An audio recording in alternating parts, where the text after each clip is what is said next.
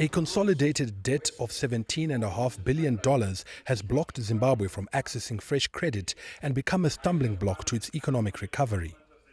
That's why the Southern African nation brought together its international creditors, whom it owes $14 billion for a dialogue on how to clear the arrears.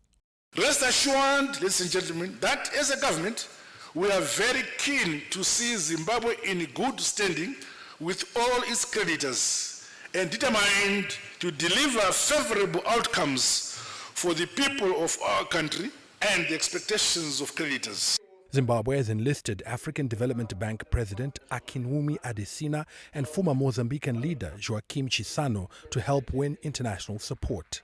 The facilitators urged the parties to the talks to look forward from an acrimonious past. Ongoing reform process embodied in this structured dialogue platform then requires the building of trust between the government of Zimbabwe and its development partners.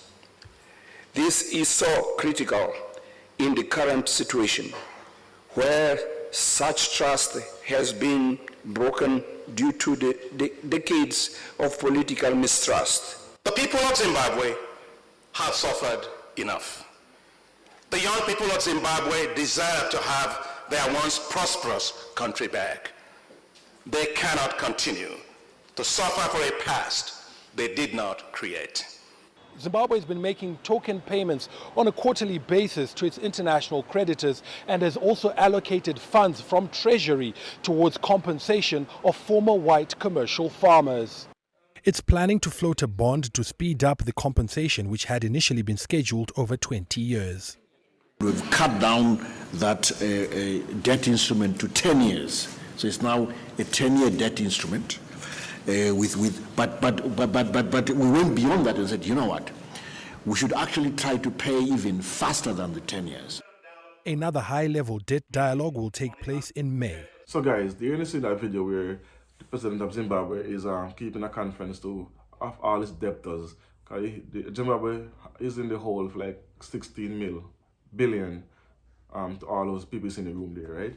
And he want assistance because it's crippling the Zimbabwean economy. But here's the thing, why the economy is doing, it's not that the country don't have resources or it doesn't have farms and all this. It's because of how America still have Zimbabwe heavily sanctioned because of what happened during the Mugabe era when he took the land from white people and gave it to black people.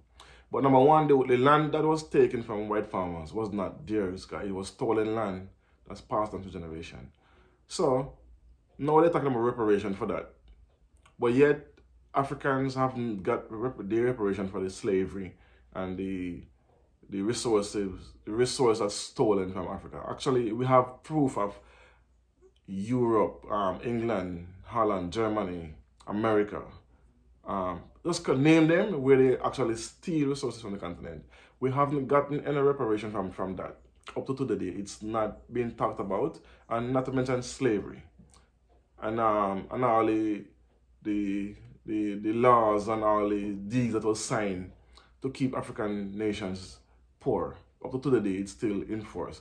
If you want to, for me as the president, if you want me to give reparation to these white people, you need to lift all sanctions of Zimbabwe. One, Zimbabwe need to get their own reparation. So in the form of, I don't believe in cash money for reparation, I believe in a structural change. You know, structural change that the outside world has the upper hand and the continent, because there's so many structural blockades in place, red tape, aka red tape. There's so much of them in place to keep the continent to not have access to wealth. It's mind-blowing. So we need reparation in that form to take away all those roadblocks and all those red tape that is put on the continent, only the continent. Because look, Ghana and Zimbabwe is high in gold, but they cannot sell their own gold. They have to get it, and the country have to come and take it and brand it and sell it. They can't stamp it themselves and brand it and sell it because of the restrictions they have. Same thing as Botswana with the diamond.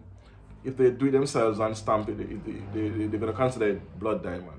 Everything African is always a stain unless the outside world come and take it and do it themselves. That's when it's all washed and clean. So in that sense. We need reparation in that sense.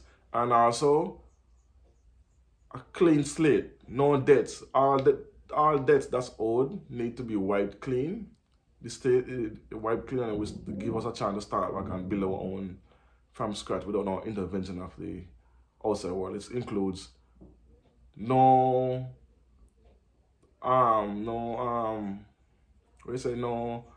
half independence, because they still have countries that's tied to France. Because they don't have their full independence, they have like half independence, because they still have to. France still mint some of these countries' currency up to today is still being mint in France. And France and America, they're taking 85% of the GDP of said countries, put it in their banks, in their economy, to grow the economy and get interest out of it, while the African nations have to go to them and ask them for their own money. They have to prepare a budget and bring it to these countries, and then these countries will approve the money, which is theirs already, and instead of taking it from them as a loan, they're not getting it back as their money, getting it on a loan process, which is ridiculous. So anyway, that was my 2 cents on that. Thanks for watching. I don't know. Tell a friend, tell a friend. It's a WSSN podcast. You don't like, share, comment, and subscribe. Let me know what you think in the comment section of this reparation for white people by 3 point something billion.